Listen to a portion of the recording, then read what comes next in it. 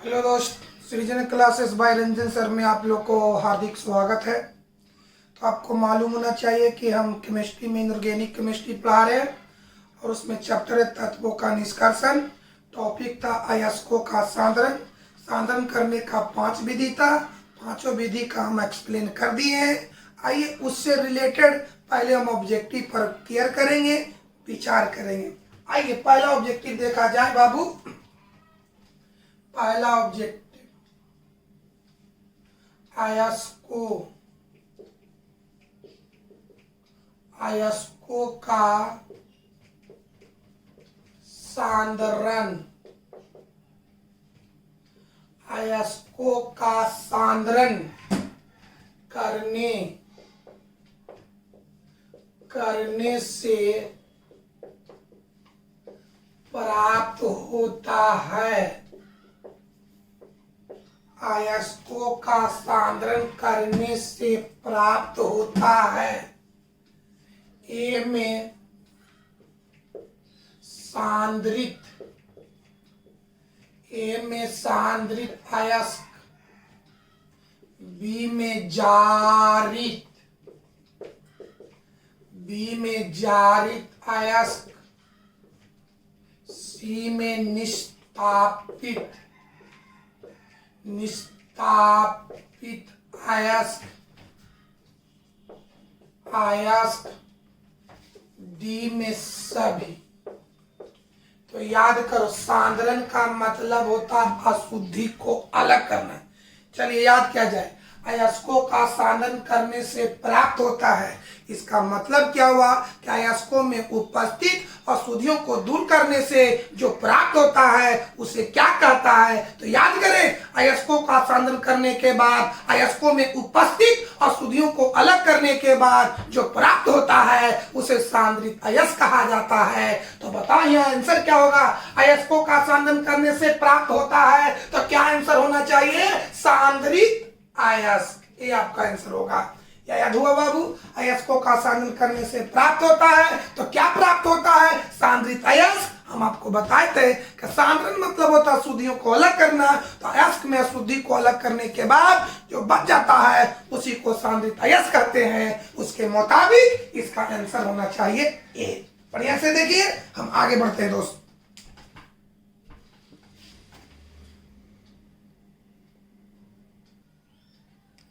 दूसरा ऑब्जेक्टिव देखें। दूसरा ऑब्जेक्टिव,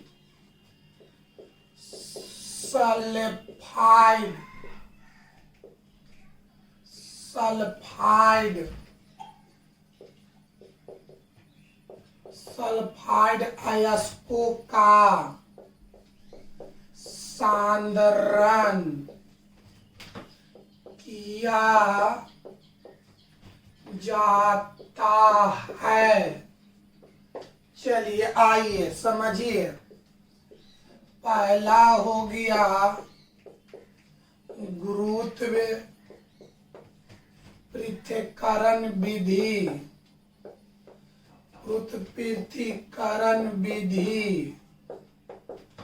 दूसरा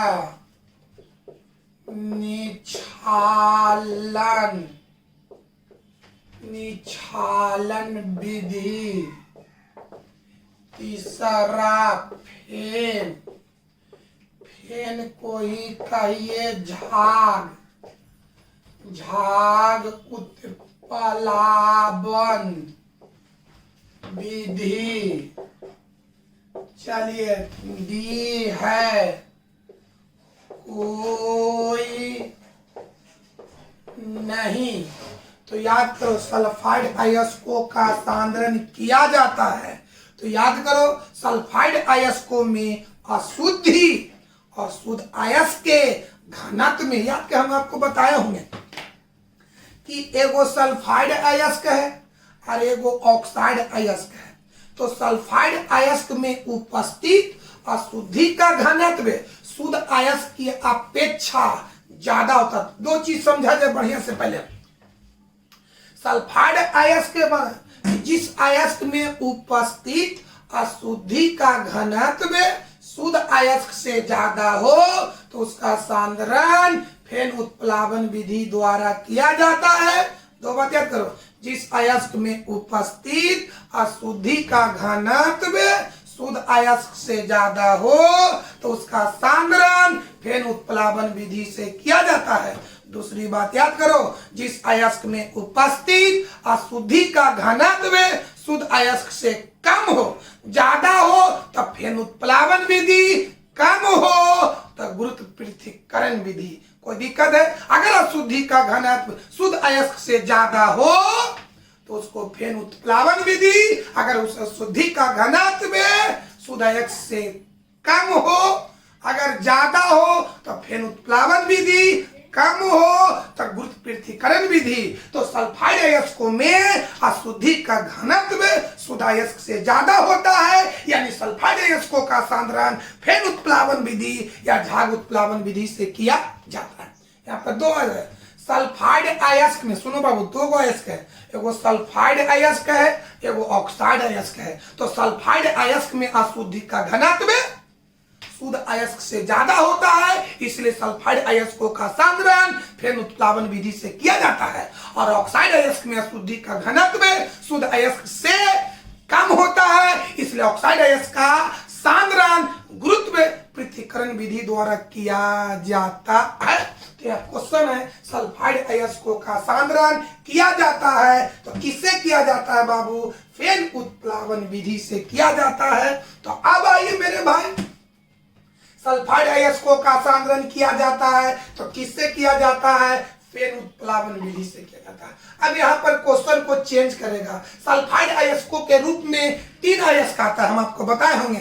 सल्फाइड अयस्कों के रूप में 3 अयस्क आता है, copper pyrites, galena, zinc blende. Sulphide अयस्कों में कौन कौन आता है? कॉपर पायराइड्स, गलेना और जिंक ब्लेड। तो यहाँ पर कॉपर पायराइड्स भी रह सकता है, जिंक ब्लेड भी रह सकता है, गलेना भी रह सकता है। ऐसे पूछ सकते हैं, इसको चेंज कर देगा क्वेश्चन। कॉपर पायराइड्स अयस्कों का सांद्रण किया जाता है तो फेन उत्प्लावन विधि से, गलेना का सांद्रण किया जाता है तो फेन उत्प्लावन विधि से, जिंक ब्लेड का सांद्रण किया जाता है तो फेन उत्प्लावन विधि से।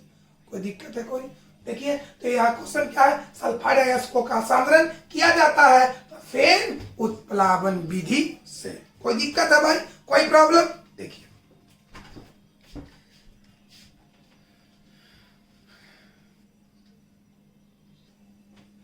आइए उसी क्वेश्चन को चेंज कर दिए, सल्फाइड अयस्क की जगह लिख दे कॉपर पायराइड्स। क्वेश्चन होता है कॉपर पायराइड्स अयस्क का सांद्रण किया जाता है। ये ऑप्शन में चुंबकीय पृथक्करण विधि, चुंबकीय पृथक्करण विधि।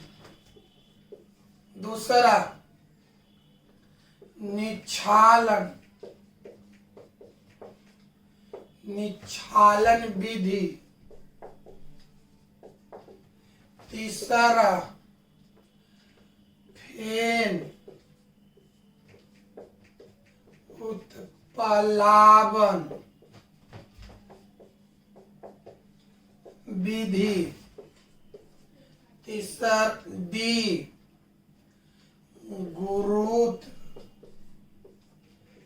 गुरुत्व पृथक्करण विधि। तो याद करो मेरे भाई, कॉपर पायराइड्स किस रूप में होता है? कॉपर पायराइड्स सल्फाइड अयस्क के रूप में होता है। कॉपर पायराइड्स सल्फाइड के रूप में होता है। और सल्फाइड का सांद्रण किस विधि से किया जाता है? तो फेन उत्प्लावन विधि से किया जाता है। इसका मतलब हुआ कि कॉपर पायराइड्स अयस्क का सांद्रण फेन उत्प्लावन विधि से किया जाता है। कोई दिक्कत है मेरे भाई? कोई प्रॉब्लम? आइए चौथे ऑब्जेक्टिव पर हम विचार करते हैं। चलिए पढ़ते हैं दोस्त, चौथा ऑब्जेक्टिव।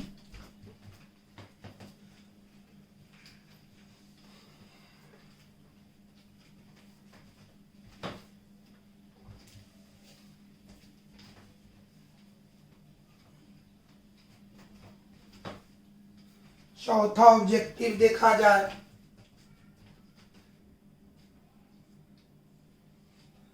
आइए चौथा ऑब्जेक्टिव केसिटेराइट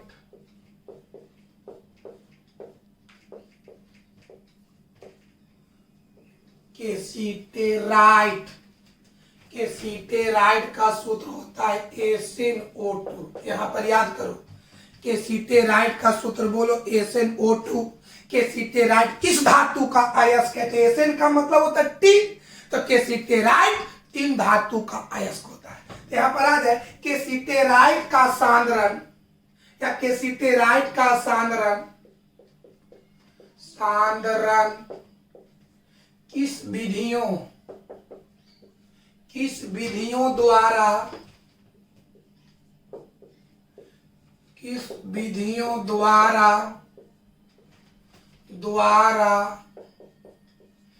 किया जाता है।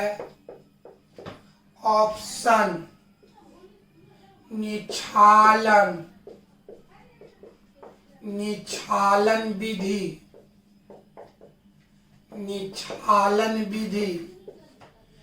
बी गुरुत्व पृथक्करण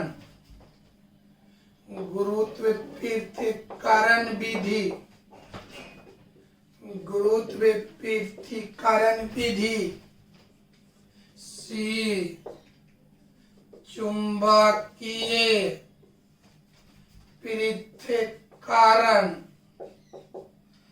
चुंबकीय पृथक्करण विधि, डी में हो गया बी एवं सी। अब आइए तो याद करो केसिटेराइट अयस्क किस रूप में होता है? ऑक्साइड के रूप में होता है। हम आपको बताए होंगे कि प्रकृति में अयस्क 4 रूपों में पाया जाता है। केसिटेराइट जो है ऑक्साइड के रूप में पाया जाता है, यानी केसिटेराइट ऑक्साइड अयस्क के रूप में है। तो आपको मालूम होना चाहिए कि ऑक्साइड अयस्क का सांद्रण 2 विधि से हम आपको पढ़ाए होंगे। ऑक्साइड के रूप में 2 चीज आता है, एक केसिटेराइट जो टीन धातु, बहुत बढ़िया से, ऑक्साइड अयस्क के रूप में 2 आता है। केसिटेराइट जो टीन धातु का अयस्क है, हेमेटाइट जो लोहा धातु का अयस्क है। तो ऑक्साइड के रूप में 2 अयस्क है, केसिटेराइट और हेमेटाइट। ये दोनों का सांद्रण, ये दोनों में उपस्थित अशुद्धि को दूर करने का 2 तरीका है, एक गुरुत्व पृथक्करण विधि, एक चुंबकीय पृथक्करण विधि। यानी केसिटेराइट और हेमेटाइट का सांद्रण 2 विधि से, एक गुरुत्व पृथक्करण विधि से और एक चुंबकीय पृथक्करण विधि से। तो क्या कहा जाता है? केसिटेराइट का सांद्रण किस विधियों द्वारा किया जाता है? तो बताओ, केसिटेराइट का सांद्रण 2 विधि से, गुरुत्व पृथक्करण विधि से और चुंबकीय पृथक्करण विधि से। तो बी भी होगा और सी भी होगा। तो बी सी ऑप्शन कहां डालल है? डी में, यानी आंसर डी होगा। कोई दिक्कत? बताओ मेरे भाई, केसिटेराइट किस रूप में पाया जाता है? तो ऑक्साइड के रूप में पाया जाता है। केसिटेराइट किस धातु का अयस्क है? तो टीन का अयस्क है। केसिटेराइट का सांद्रण कौन कौन विधि से किया जाता है? तो गुरुत्व पृथक्करण विधि और चुंबकीय पृथक्करण विधि से किया जाता है। कोई दिक्कत? तो आइए हम अगले ऑब्जेक्टिव पर विचार करते हैं दोस्तों।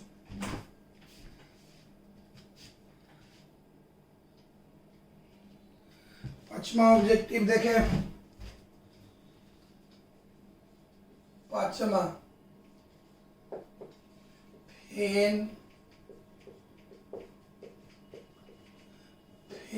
उत्प्लावन विधि द्वारा किन अयस्कों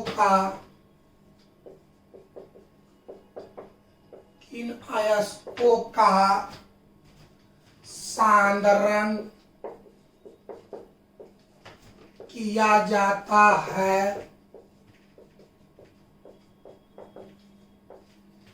किया ए में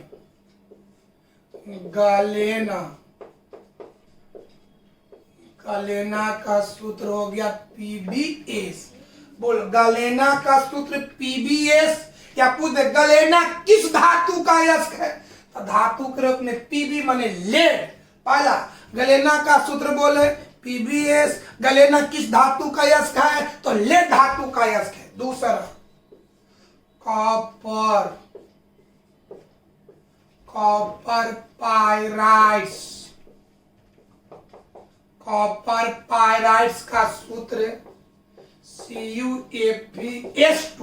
बोलो, कॉपर पाइराइट्स का सूत्र CuFeS2। इसमें दो धातु आ रहा है, कॉपर और लोहा। तो कॉपर पाइराइट्स किन किन धातुओं का अयस्क है? तो कॉपर और लोहा का है। आइए, zinc, zinc blende, Z N S. Zinc blende का सूत्र जेडेनेस। इसमें कौन धातु है? तीन है, सॉरी जिंक है, तो जिंक ब्लेड जिंक धातु का अयस्क है। डी सभी। चलिए, क्या कहता है? फेन उत्प्लावन विधि द्वारा किन अयस्कों का सांद्रण किया जाता है? तो आप याद करें, फेन उत्प्लावन विधि द्वारा सल्फाइड अयस्कों का सांद्रण किया जाता है। तो सल्फाइड अयस्क में आता है कॉपर पाइराइट्स, गलेना, जिंक प्लेट। याद करो जी, फेन उत्प्लावन विधि द्वारा सल्फाइड अयस्कों का सांद्रण किया जाता है और सल्फाइड अयस्कों में आता है कॉपर पाइराइट्स, गलेना, जिंक प्लेट। यानी गलेना का भी सांद्रण फेन उत्प्लावन विधि द्वारा, जिंक प्लेट का सांद्रण भी फेन उत्प्लावन विधि द्वारा, कॉपर पाइराइट्स का सांद्रण भी फेन उत्प्लावन विधि द्वारा। तो क्या कहता है? फेन उत्प्लावन विधि द्वारा किन अयस्कों का सांद्रण किया जाता है? ए में गलेना, गलेना का किया बताओ आप किन अयस्कों का? तो गलेना का भी किया जाता है, कॉपर पाइराइट्स का भी किया जाता है, जिंक ब्लेड का भी किया जाता है। इसका मतलब है तीनों का। तो डी में हो गया सभी, मतलब कि ये आंसर आपका ये होगा। कोई दिक्कत है? कोई प्रॉब्लम? चलिए, पांचवा ऑब्जेक्टिव देखा। अब आइए छठा ऑब्जेक्टिव। चलिए वाह बाबू, बढ़िया से देखो।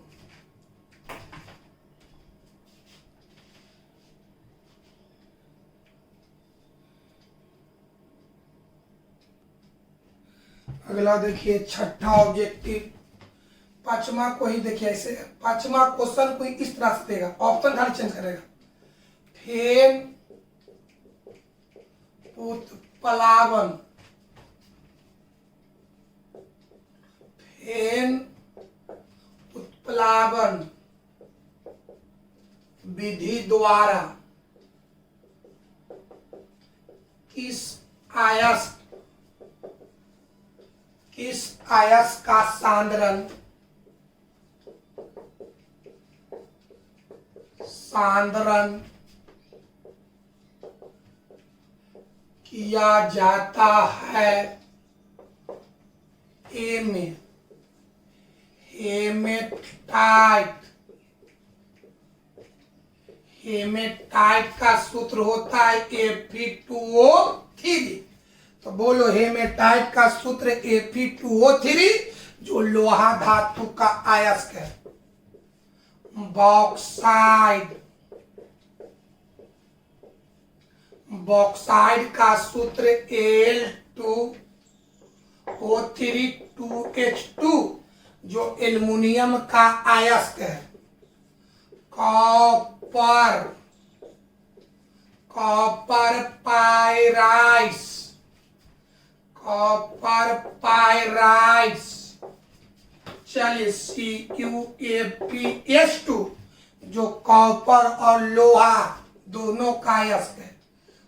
कोई नहीं। तो बताओ, फेन उत्प्लावन विधि द्वारा सल्फाइड अयस्कों का सांद्रण किया जाता है। सल्फाइड अयस्क में मुख्य रूप से गलेना, जिंक ब्लेड, कॉपर पाइराइट्स। यानी फेन उत्प्लावन विधि द्वारा किसको किसको? गलेना को, कॉपर पाइराइट्स को, जिंक ब्लेड को, जो सल्फाइड रूप में पाया जाता है। तो कौन कौन आएगा इसके द्वारा फेन उत्प्लावन विधि द्वारा? गलेना, इसमें गलेना तो नहीं है, देख लीजिए। जिंक ब्लेड, इसमें जिंक ब्लेड भी नहीं है। कॉपर पाइराइट्स, तो कॉपर पाइराइट्स सी है। यानी इसके मुताबिक आंसर सी होना चाहिए। कोई दिक्कत है बाबू? इसको बढ़िया से देखिए आप।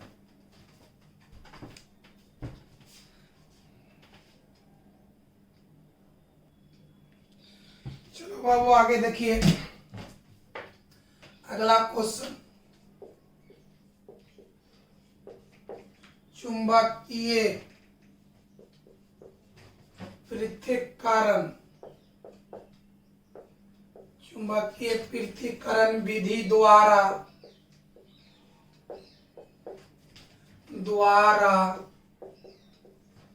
चुंबकीय पृथक्करण विधि द्वारा अयस्कों का सांद्रण किया जाता है। चलिए ए में बोलिए। ए में कॉपर पाइराइड्स, कॉपर पाइराइड्स, कॉपर पाइराइड्स का सूत्र बोलो।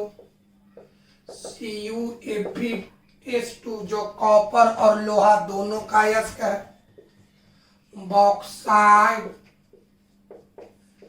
बॉक्साइड सूत्र बोलो। Al2O3 2H2 जो एल्युमिनियम का अयस्क है। तीसरा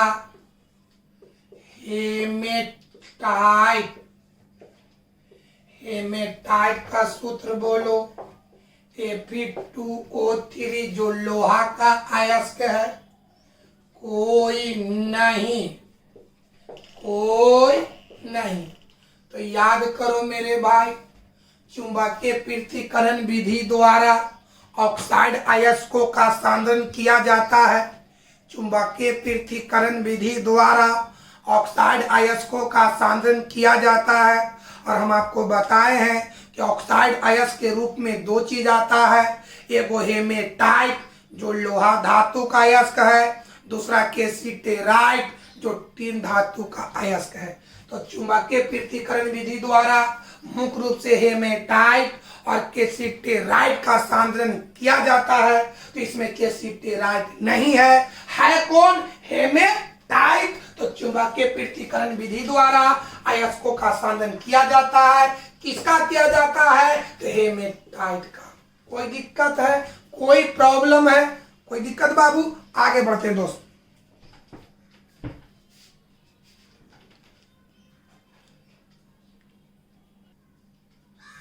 आठवां देखिए, आठवां ऑब्जेक्टिव बॉक्साइड। बताओ 10 बार बोले। बॉक्साइड का सूत्र Al2O3 2H2O। तो बताओ किस धातु का अयस्क है? तो एल्युमिनियम धातु का अयस्क है। आप याद किया जाए कि बॉक्साइड अयस्क का सांद्रण कौन विधि से? निक्षालन विधि से यानी लीचिंग विधि से किया जाता है, क्योंकि इसके अशुद्धि और शुद्ध अयस्क के रासायनिक गुणों में भिन्नता पाया जाता है। हम आपको बताए हैं कि जिस अयस्कों में अशुद्धि और शुद्ध अयस्क के रासायनिक गुणों में भिन्नता पाया जाता है, उस अयस्कों का सांद्रण निक्षालन विधि से किया जाता है। तो देखिए क्वेश्चन 8वां, बॉक्साइड अयस्क का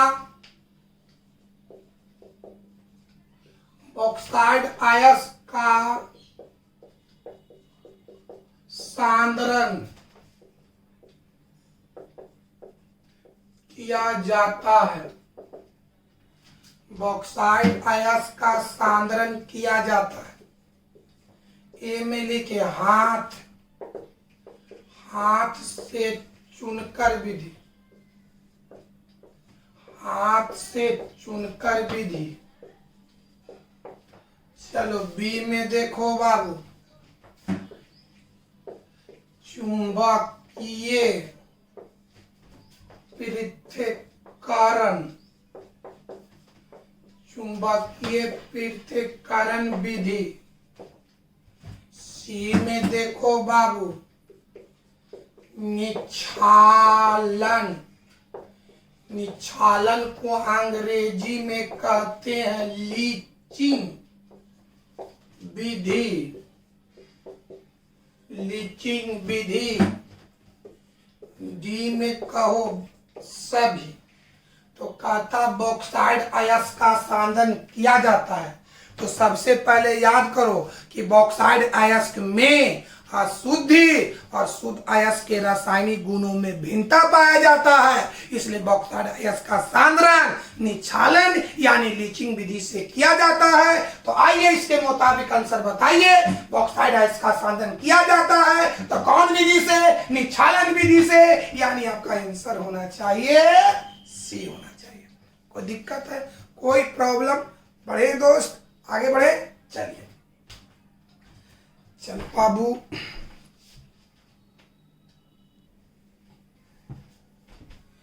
नौवां ऑब्जेक्टिव देखा। नौवां देखिए, हेमेटाइट सूत्र होता है Fe2O3। हेमेटाइट सूत्र होता है Fe2O3, किसका अयस्क है?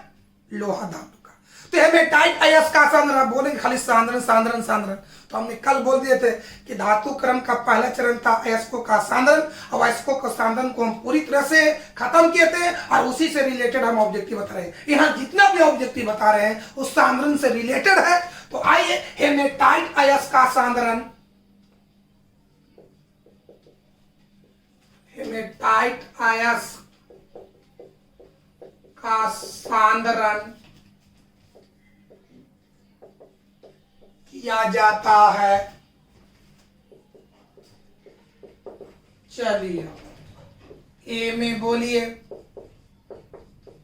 गुरुत्व पृथक्करण विधि, गुरुत्व पृथक्करण विधि, गुरुत्व पृथक्करण विधि।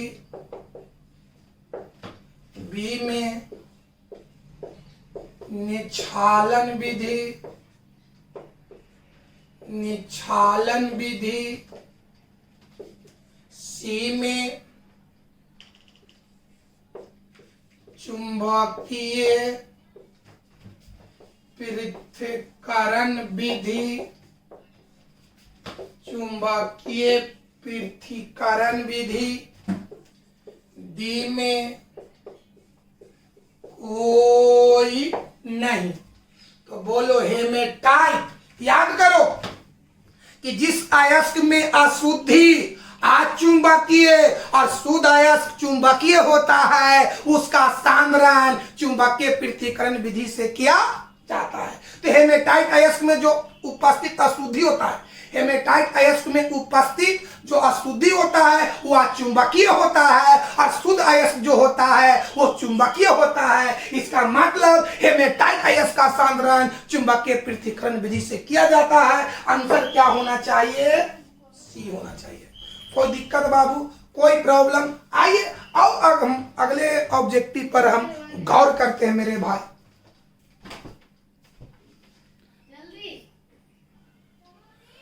अगला ऑब्जेक्टिव देखा जाए बाबू, 10वां,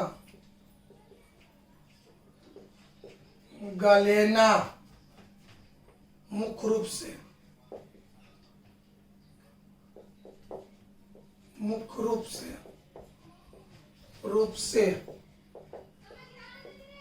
पाया जाता है। गलेना मुख्य रूप से पाया जाता है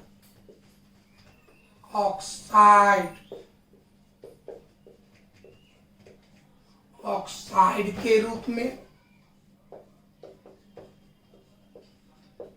चलिए दूसरा, कार्बोनेट के रूप में। तीसरा, सल्फाइड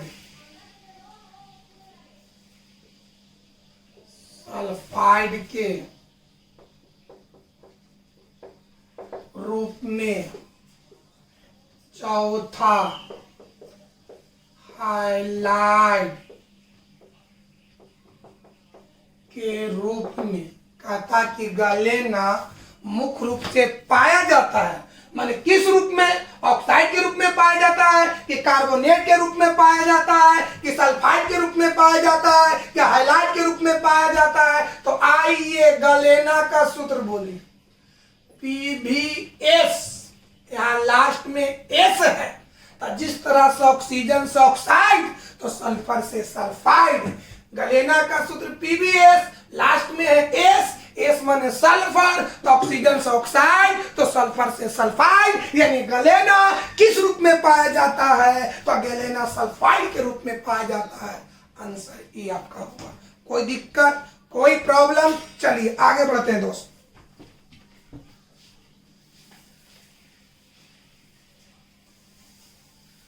आगे बाबू 11,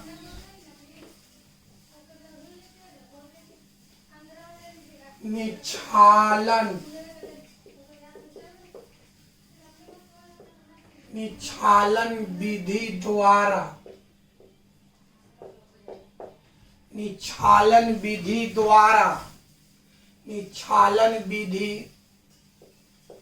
द्वारा, निक्षालन विधि द्वारा सांद्रण किया जाता है, किया जाता है।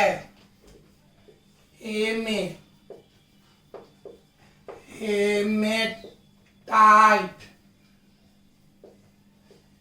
सूत्र होता है Fe2O3, कॉपर, कॉपर पाइराइड्स, कॉपर पाइराइड्स सूत्र होता है CuFeS2। तीसरा, तीसरा आयरन, आयरन पाइराइड्स, आयरन पाइराइड्स सूत्र होगा FeS2। चलिए डी, बॉक्साइड सूत्र होगा Al2O3 2H2। तो बोलो निक्षालन विधि द्वारा सांद्रण किया जाता है, तो हम आपको बताए होंगे कि उस अयस्क का सांद्रण निक्षालन विधि से किया जाता है जिसके अशुद्धि और शुद्ध अयस्क के रासायनिक गुणों में भिन्नता पाया जाता है। तो इस तरह का गुण मुख्य रूप से बॉक्साइड अयस्क में पाया जाता है। इसका मतलब हुआ कि निक्षालन विधि से बॉक्साइड अयस्क का सांद्रण किया जाता है। कोई दिक्कत है बाबू? यानी इसका आंसर होना चाहिए डी होना चाहिए। आइए हम अगले क्वेश्चन पर, अगले ऑब्जेक्टिव पर गौर करते हैं। तो याद करो बाबू, अयस्क में उपस्थित अशुद्धियों को दूर करने का यानी सांद्रण करने का 5 विधि है। याद किया जाए। पहला हाथ से चुनकर विधि, हाथ से चुनकर विधि। दूसरा गुरुत्व पृथक्करण विधि। तीसरा फेन उत्प्लावन विधि। चौथा चुंबकीय पृथक्करण विधि। पांचवा निक्षालन विधि। यही 5 विधि से अशुद्धियों को दूर किया जाता है। पहला हाथ से चुनकर विधि, दूसरा गुरुत्व पृथक्करण विधि, तीसरा फेन उत्प्लावन विधि, चौथा चुंबकीय पृथक्करण विधि, पांचवा निक्षालन विधि। अब आइए तो आगे बढ़ते हैं। 11 ऑब्जेक्टिव हो गया, 12वां ऑब्जेक्टिव पर गौर करते हैं।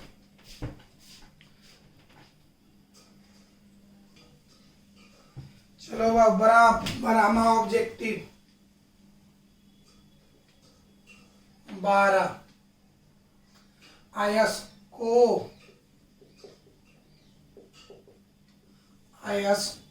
का सांद्रण किया जाता है।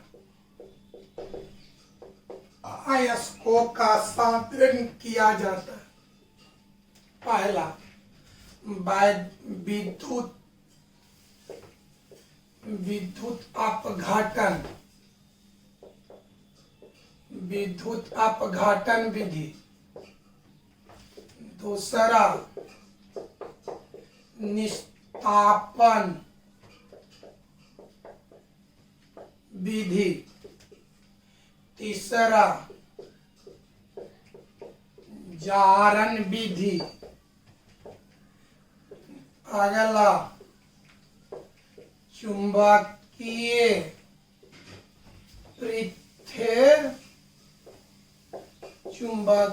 पृथक्करण विधि। चलिए क्या कहता, अयस्कों का सांद्रण किया जाता है तो अयस्कों का सांद्रण करने का 5 विधि, हाथ से चुनकर विधि, गुरुत्व पृथक्करण विधि, फिर उत्प्लावन विधि, चुंबकीय पृथक्करण विधि, निक्षालन विधि। तो कहता कि अयस्कों का सांद्रण किया जाता है, इसका मतलब हुआ कि अयस्कों का सांद्रण इन चारों ऑप्शन में किससे किया जाता है। तो याद करो, विद्युत अपघटन विधि होता है नहीं, 5 विधि में आ रहा बाबू। 5 विधि कौन कौन है, हाथ से चुनकर विधि, गुरुत्व पृथक्करण विधि, फिर उत्प्लावन विधि, चुंबकीय पृथक्करण विधि, निक्षालन विधि। तो बताओ मेरे भाई, अयस्कों का सांद्रण किया जाता है विद्युत अपघटन विधि से नहीं, निस्थापन से भी नहीं, जारण से भी नहीं, तो डी में चुंबकीय पृथक्करण विधि। वो 5 विधि में ये आ रहा है, इसका मतलब ये आंसर होगा। कोई दिक्कत है, कोई प्रॉब्लम? चलिए अब आइए 13वां ऑब्जेक्टिव पर गौर करते हैं। समझ में आया बाबू? अयस्कों का सांद्रण किया जाता है कि चारों में से किससे किया जाता है, चुंबकीय पृथक्करण विधि से, यानी आंसर होना चाहिए डी होना चाहिए। कोई दिक्कत? अब आइए क्वेश्चन यही रहेगा, ऑप्शन मिट जाएगा।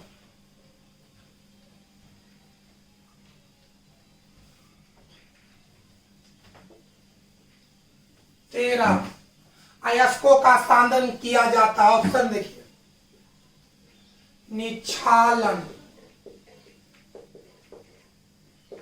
निक्षालन विधि, बी, फिर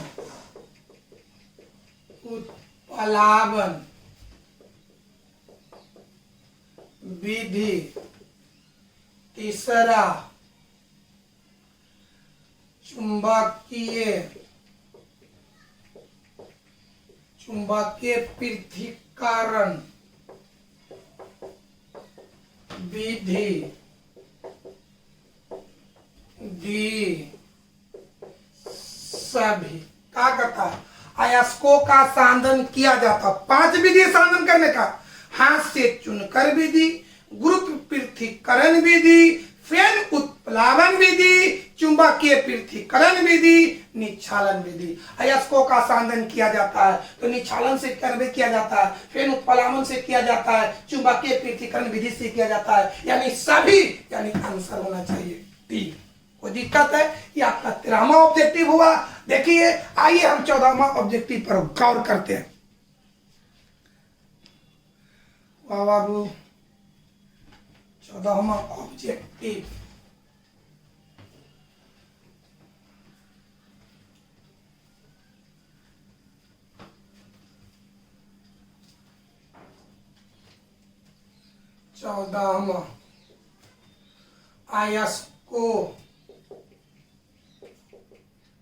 अयस्कों का सांद्रण नहीं किया जाता,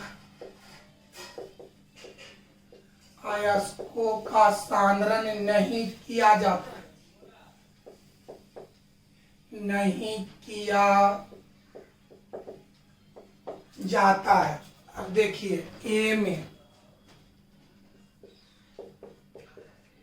गुरुत्व पृथक्करण विधि, गुरुत्व पृथक्करण विधि, बी में चुंबकीय पृथक्करण विधि, सी में निस्थापन, डी में फिर उत्प्लावन विधि। क्या कहता है, अयस्कों का सांद्रण नहीं किया जाता है। इस चारों में बताओ कि किस विधि द्वारा अयस्कों का सांद्रण नहीं किया जाता है। तो गुरुत्व पृथक्करण विधि द्वारा किया जाता है, चुंबकीय पृथक्करण विधि द्वारा किया जाता है, फिर उत्प्लावन विधि द्वारा किया जाता है, निष्पापन द्वारा नहीं किया जाता है। यही तुम्हारा आंसर हो गया। कोई दिक्कत, कोई प्रॉब्लम? आगे बढ़ते हैं दोस्त।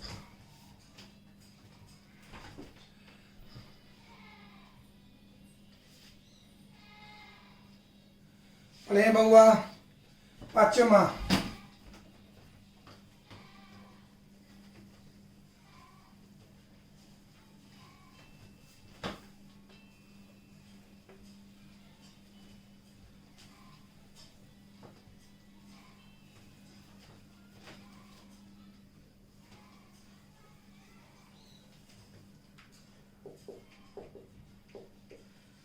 सीनेवार सूत्र होता है HGS। HGS सीनेवार होता है ए में एफी का अयस्क, ए में माने लोहा का अयस्क, दूसरा पारा का अयस्क, तीसरा जिंक का अयस्क, डी में कोई नहीं। चलिए आइए, तो सीनेवार अयस्क है तो देखो Hg मतलब होता मरकरी या पारा, यानी सीनेवार मरकरी या पारा का अयस्क है। आंसर होना चाहिए बी। इस तरह से जो हम पढ़ाए हैं उससे रिलेटेड ऑब्जेक्टिव है। कल हम आपको धातु क्रम का दूसरा चरण चलेंगे। दूसरा चरण क्या है? सांद्रित अयस्क से धातु का निष्कर्षण। धातु क्रम का दूसरा चरण सांद्रित अयस्क से धातु का निष्कर्षण। कल उस पर विचार करेंगे, फिर उससे रिलेटेड ऑब्जेक्टिव पर गौर करेंगे। आज की क्लास को यहीं पर समाप्त करते हैं।